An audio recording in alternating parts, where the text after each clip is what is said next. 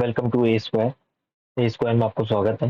मेरा नाम है आकाश सिंह और आज है 10 मई और 10 मई 2024 के जितने भी महत्वपूर्ण राजस्थान करंट अफेयर है, साथ ही साथ राजस्थान की स्टैटिक जीके, वो आज अपन इस लेक्चर में डिस्कस करेंगे।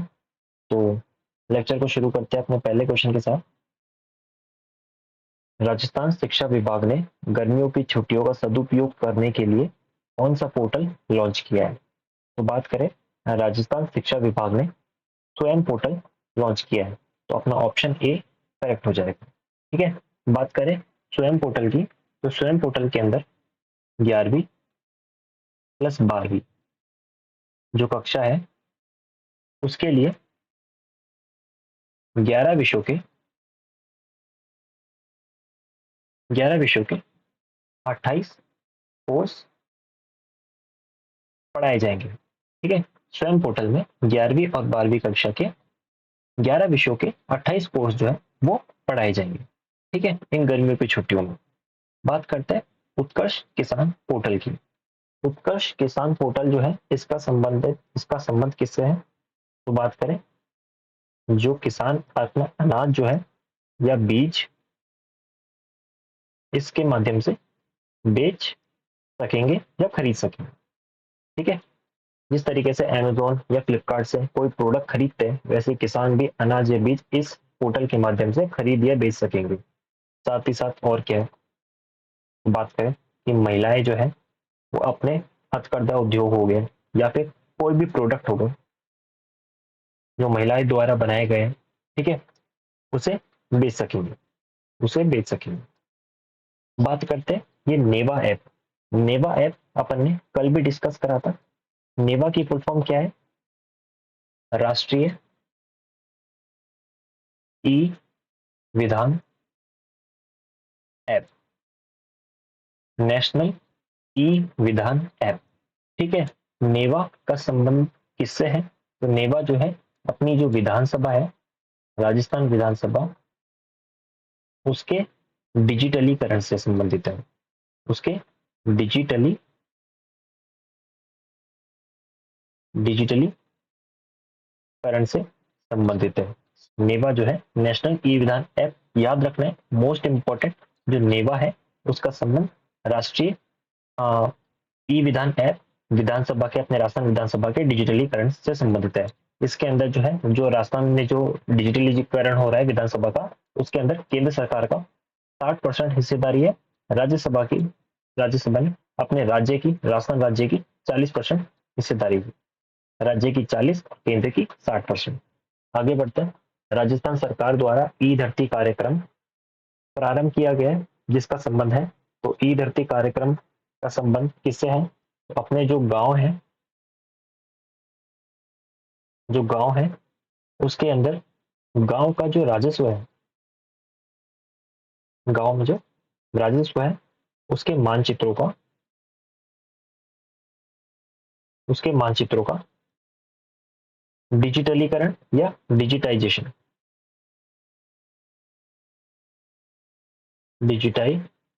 या डिजिटलीकरण। ठीक है। तो जितने भी राजस्व मानचित्र है, मतलब कि जितने भी मकानों के नक्शे हो गए या डॉक्यूमेंट हो गए, उसका ऑनलाइन उसको चढ़ाया जाएगा, डिजिटलीकरण उसका करा जाएगा। ठीक है। ई धरती कार्यक्रम के अंतर्गत राजस्थान में विज्ञान एवं प्रौद्योगिकी विभाग जो है किस वर्ष में स्थापित हुआ था? तो राजस्थान में विज्ञान एवं प्रौद्योगिकी विभाग की स्थापना हुई थी 1983 में। 1983 में एक और चीज हुई थी। क्या हुई थी? कल ही अपन ने डिस्कस करा था। 1983 में जो खिचड़ी है उसको राज्य अपना राज्य वृक्ष का दर्जा मिला था। खिचड़ी को राज्य वृक्ष का दर्जा मिला था। ठीक है। राष्ट्रीय विज्ञान दिवस कब मनाया जाता है? तो राष्ट्रीय विज्ञान दिवस मनाया जाता है 28 फरवरी को। 28 फरवरी को किसकी स्मृति में मनाया जाता है? तो सीवी रमन की स्मृति में मनाया जाता है। सीवी रमन को जो है नोबल पुरस्कार नोबल पुरस्कार किस वर्ष मिला था? तो सीवी रमन को नोबेल पुरस्कार मिला था 1930 में। और क्या खोज की थी इन्होंने? तो वो रमन प्रभाव के लिए मिला था। इसलिए मिला था, रमन प्रभाव के लिए मिला था। विज्ञान केंद्र उदयपुर, विज्ञान केंद्र कहाँ है राजस्थान में? उदयपुर में। ये स्थापना किस वर्ष हुई थी? तो ये हुई थी 1991 में। आई स्टार्ट राजस्थान एक पहल है। पहली बात तो ये किस विभाग की है? तो ये है DOITC, DOITC, department of information technology and communication, सूचना प्रौद्योगिकी, सूचना प्रौद्योगिकी एवं एवं संचार विभाग, सूचना प्रौद्योगिकी एवं संचार विभाग जो है उसके द्वारा आई स्टार्ट राजस्थान पहल जो है वो शुरू की गई। इसके अंदर होता क्या है? तो ये नौकरियां प्लस निवेश, नौकरियां प्लस निवेश को बढ़ावा देने के लिए एक पहल स्टार्ट की गई थी जो कि DOITC द्वारा शुरू की गई थी। आगे बढ़ते हैं अपने नेक्स्ट क्वेश्चन की तरफ। उत्तर पश्चिम रेलवे NWR द्वारा जारी आंकड़ों के अनुसार सर्वाधिक आय देने वाला स्टेशन में पहले स्थान पे कौन सा रेलवे स्टेशन है? तो NWR के अंतर्गत जो है सर्वाधिक आय देने वाला रेलवे स्टेशन कौन सा है? तो अपना ऑप्शन ए करेक्ट होगा, जयपुर रेलवे स्टेशन। तो बात करते हैं रेलवे की। तो रेलवे के अंदर टोटल 18 जोन है। इन 18 जोन के अंदर 2 जोन जो है वो अपने राजस्थान में भी आते हैं। कौन कौन से आते हैं? जिसमें से एक तो NWR ही है, उत्तर पश्चिम रेलवे। दूसरा कौन सा है? दूसरा है पश्चिम मध्य रेलवे, पश्चिम मध्य रेलवे। ठीक है। उत्तर पश्चिम रेलवे जो है इसके अंदर कितने मंडल आते हैं? इसके अंदर टोटल 4 मंडल आते हैं। कौन कौन से हैं वो? जिसमें से एक है जयपुर, जयपुर मंडल, अजमेर मंडल, बीकानेर मंडल और चौथा जोधपुर मंडल। ठीक है। पश्चिम मध्य रेलवे की बात करें इसके अंदर एक मंडल आता है। कौन सा है वो? वो है कोटा, कोटा मंडल। याद रखना है रिसेंटली किसी पेपर में आया था कि राजस्थान में रेलवे का सबसे बड़ा जोन कौन सा है? तो करेक्ट ऑप्शन होगा नॉर्थ वेस्टर्न रेलवे या उत्तर पश्चिम रेलवे। ठीक है। अजमेर की बात करें जो रेलवे का राजस्थान में, राजस्थान में रेलवे भर्ती बोर्ड कहाँ स्थित है? तो राजस्थान में रेलवे भर्ती बोर्ड स्थित है अजमेर में। बीकानेर की बात करें, बीकानेर को हाल ही में eat right station, eat right station का दर्जा मिला था। बीकानेर को रिसेंटली ईट राइट स्टेशन का दर्जा मिला था। ये ईट राइट स्टेशन का दर्जा देता कौन है?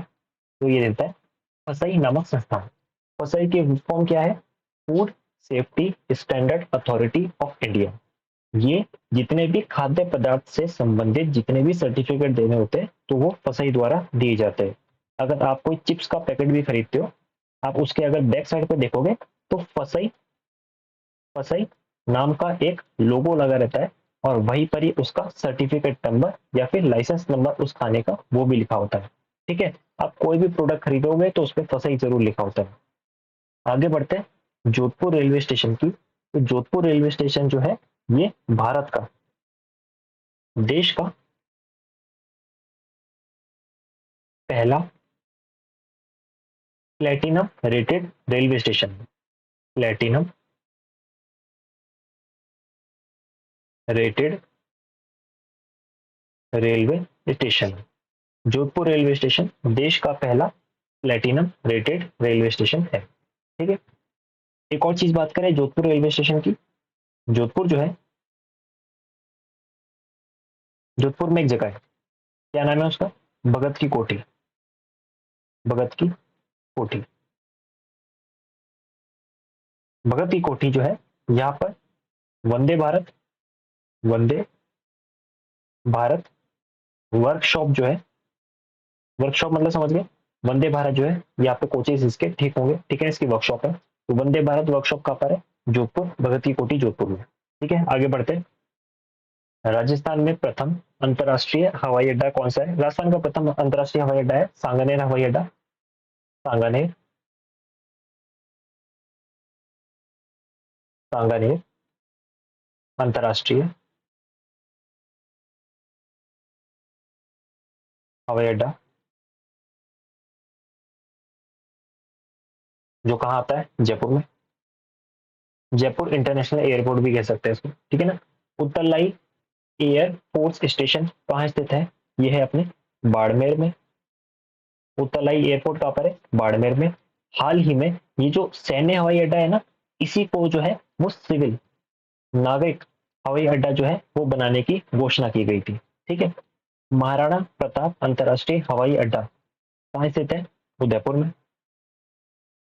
महाराणा प्रताप अंतरराष्ट्रीय हवाई अड्डा उदयपुर में स्थित है। आगे बढ़ते हैं।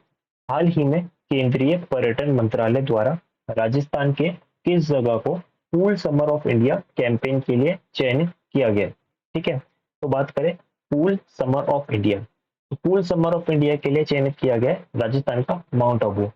हाँ, अभी जैसे कि गर्मियां बहुत ज्यादा बढ़ रही है, तो उसके अंदर जो है लोग घूमने के लिए जाते हैं, ठीक है। तो उसी के लिए पर्यटन को बढ़ावा देने के लिए पूरे देश भर में कुछ जगह चयनित की गई है, ठीक है। उसके अंदर राजस्थान का जो हिल स्टेशन है माउंट आबू, उसका भी नाम इस लिस्ट में है, ठीक है। तो कूल समर ऑफ इंडिया ये केंद्र पर्यटन मंत्रालय द्वारा जो है इसकी लिस्ट निकाली गई है, ठीक है। तो कौन सा ऑप्शन करेक्ट होगा? माउंट आबू। माउंट आबू जो है cool summer of India campaign जो है केंद्र सरकार का, उसके अंदर माउंट आबू का चयन किया गया है। बात करते हैं सिरोही की, सिरोही जिले की, सिरोही जिले की। तो सिरोही जिले की स्थापना जो है कब हुई थी? 1425 ईस्वी में। 1425 ईस्वी में, ठीक है। किसके द्वारा की गई? तो ये की गई थी सहसमल के द्वारा। तो सहसमल ने इसे बसाया था। सिरोही जो है इसका अर्थ पूछा जाता है, सिरोही का मतलब क्या होता है? पेपर में रिसेंटली पूछा गया था। सिरोही का मतलब होता है तलवार, या कि तलवारें जो है बहुत ज्यादा फेमस है, ठीक है। बात करें सिरोही में कौन से मेले लगते हैं, तो एक लगता है नक्की झील मेला। जो ये नक्की झील है ना, इसके बारे में कहा जाता है कि देवताओं के नाखूनों द्वारा निकाली गई या खोदी गई झील है, ठीक है ना। देवताओं के नाखूनों द्वारा बनाई गई झील है नक्की झील। नक्की झील मेला जो है किस समय लगता है? तो ये लगता है वैशाख पूर्णिमा को, वैशाख पूर्णिमा को। अच्छा, एक कार्तिक पूर्णिमा को कौन सा मेला लगता है? कार्तिक पूर्णिमा को, कार्तिक पूर्णिमा को पुष्कर मेला, पुष्कर मेला लगता है। वैशाख पूर्णिमा को नक्की झील मेला लगता है, ठीक है। मंदिर की बात करें, सिरोही में मंदिर की बात करें, दिलवाड़ा जैन मंदिर, दिलवाड़ा जैन मंदिर मोस्ट इंपोर्टेंट। दिलवाड़ा जैन मंदिर कई बार पेपर में पूछा गया। ये किस शैली में बना हुआ मंदिर है? तो ये बना हुआ है नागर शैली में। किस शैली में बना हुआ है? नागर शैली में। अब ये नागर शैली होती क्या है, ठीक है। अब देखो, मंदिरों का जो स्ट्रक्चर होता है ना, वो आप साउथ में जाओगे, नॉर्थ में जाओगे, आपको अलग अलग स्ट्रक्चर का दिखेगा, ठीक है। बात करते हैं शैली। मंदिरों की बनावट जो होती है वो दो टाइप की होती है, दो टाइप। वैसे बेसिकली तीन टाइप की होती है, वैसे भी होती है, पर अपने को दो पढ़नी है, नागर शैली और द्रविड़ शैली। अभी नागर शैली और द्रविड़ शैली क्या होती है?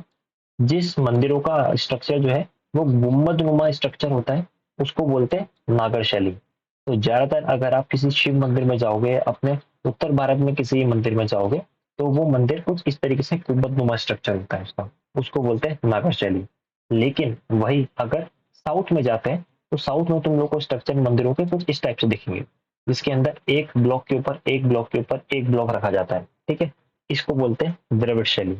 अब इन दोनों का कंबाइन कर दो, द्रविड़ शैली और नागर शैली को आपस में मिला दो, तो जो शैली बनती है उसको बोलते हैं वेसर शैली, ठीक है। तो दिलवाड़ा के जैन मंदिर जो है वो नागर शैली जो है उसके अंदर बने हुए हैं, ठीक है, नागर शैली में बने हुए हैं।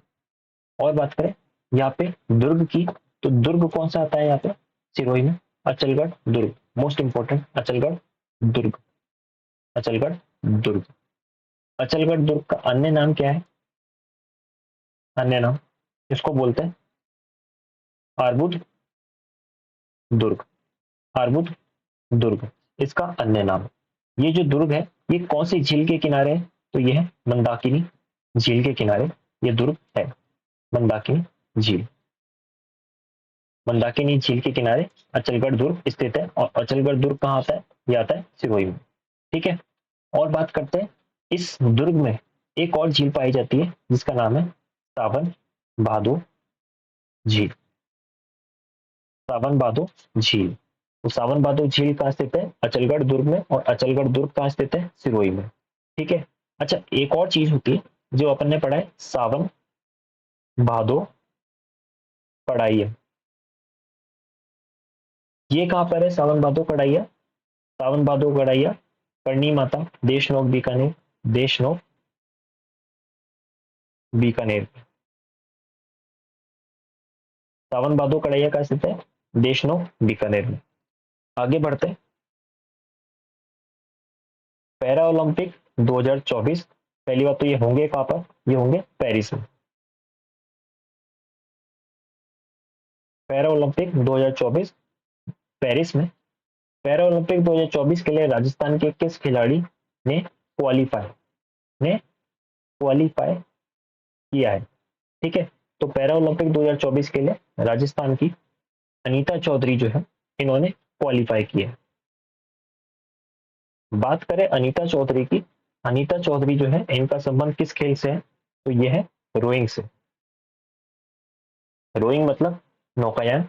अगर तुमने देखा होगा इस तरीके से व्यक्ति बैठते हैं और चप्पू चलाए जाते हैं। ठीक है, इसी को बोलते हैं रोइंग, इसी को बोलते हैं रोइंग।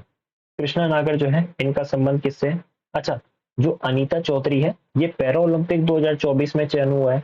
इसका मतलब है इनका जो है एक पाँव एक साल पहले, ठीक है, वो किसी दुर्घटनावश जो है वो क्षतिग्रस्त हो चुका था।